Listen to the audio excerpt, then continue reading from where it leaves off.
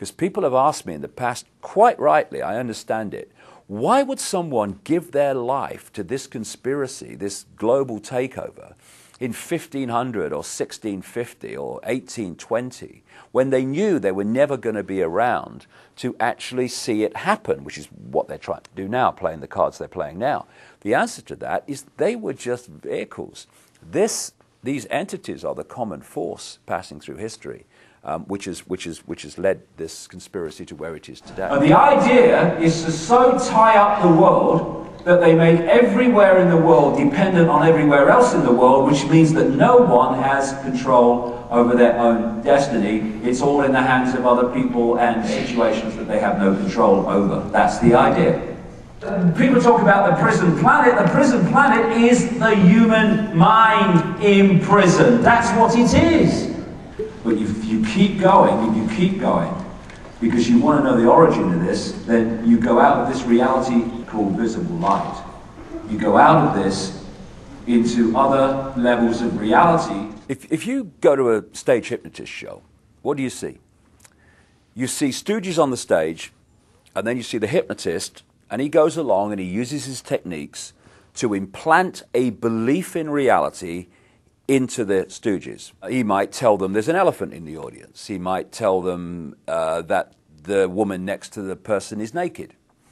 And when you start to understand how we create reality and decode reality, you can see how simple this is. The brain is decoding reality like a computer decodes information and puts it on the screen. However, if you program the computer to read the information in a certain way, then it will. And in the same way, if you can program the human brain to read information in a certain way, then it will. Example, in a hypnotist stage show, I've seen people being given a potato and being implanted with the belief that it's an apple. Now, when they eat that, normally they would reel back a raw potato, but they don't, because the electrical signals carrying the taste of that potato go to the brain and normally would be decoded as a potato. Because of the implanted belief it's an apple, it decodes that as an apple, and they actually taste an apple. I've seen people in a hypnotist stage show being told that when a certain code is given, they're going to smell something horrible. And he gives the code, and the line of them go, "Oh my God!" This is how it's possible. Now you take that onto the collective level, and you think that when we're watching television, our brainwaves go into the same brainwave state as they do in a hypnotic trance. And what that does is open the mind, open the psyche to programming from, and what do we call those things between the adverts? What do they call them? Programs, television programs. It's television programming. So we think of a hypnotist programming people in a stage show, but the media, not least through television, is constantly programming the human psyche with a sense of itself, a sense of the world, a sense of what's happening in the world, a sense of what to think about people like politicians and Obama, what to think about the way the system works. If we succumb to that program, and vast numbers of programming, and vast numbers of people do, then we're simply going to go through robotically, just like the stooges on a stage hypnotist show, and we're going to react to the world, and we're going to behave in a way that we've been programmed to behave in. And this programming is 24/7. And another aspect of this program we laughingly call education. If you were sitting around a table, I don't know, a century or so ago, and you said, right, okay, we want to turn out children as the adults we want them to be, so they're easily controllable, they're easily manipulatable, and they'll see the world and themselves the way we want them to see it. Now, any ideas around the table how we could do this? Someone might say, well, I'm not sure they'll have this, but I tell you what would be perfect.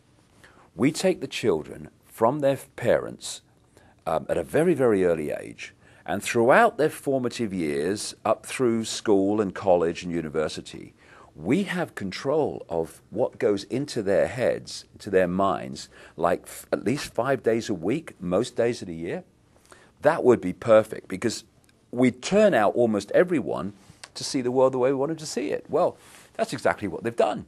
And now we're having Obama talking about having American children at school for longer and all the rest of it.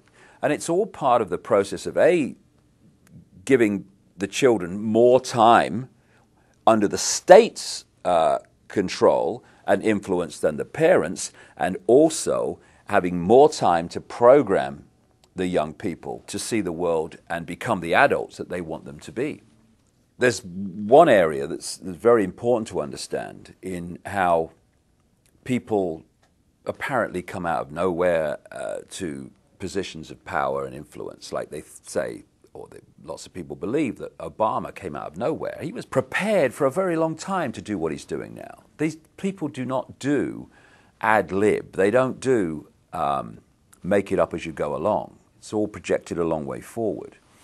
And it's also extraordinary the number of people, even in the apparently lower positions of power and influence within the church, within entertainment, etc., who turn up as expressions of this bloodline elite. And I've understood this over the years, having met people who've been on the inside. I'll give you one example. I communicated with a guy who lives in America now, living under another name, but he was an unofficial Rothschild. His father was the guy who started the Rothschild wine estates in France. And he told me how the Rothschilds and these bloodline families not only interbreed with many different women to produce the bloodline, but they actually have sperm banks, because the sperm bank holds the genetic code that they operate on. And part of that genetic code is it's had deleted from it any feeling of empathy. Very, very important point. These people do not have the ability to empathize with the consequences for others of their actions. So 3,000 dead on 9/11, well, there's no emotional consequence at all, because that ability to empathize, which is a fail-safe mechanism of human behavior, has been deleted from the genetic structure purposely. But this man, who was an unofficial Rothschild, one of thousands and thousands, this guy was telling me, who were produced by the breeding programs and the artificial breeding programs, was designated a specific role, and that was to have a position within the Christian church, even though they were all practicing Satanists, and undermine it and dictate its direction from within. Because they produce these children and they bring them up under different names, you will not have a situation where every president's a Rockefeller, where every prime minister is a Rothschild. You get the picture. Because they come through different names. They're called Clinton, they're called Bush, they're called Obama, etc. But forget the name, the genetic structure, the bloodline is the same. And this bloodline filters down, not just at from the high positions, but right out into mainstream society.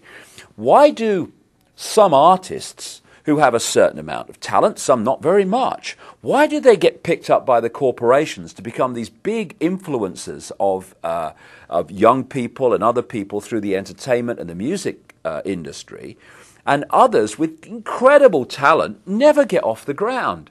It's because they are chosen. The scale and fine detail in which these opinion formers right across society, from entertainment, media, through to politics, etc., are actually brought through from childhood to do those things is absolutely incredible. And when the lid really comes off this, and it's coming off, then people are going to look at the world they've been living in and see just...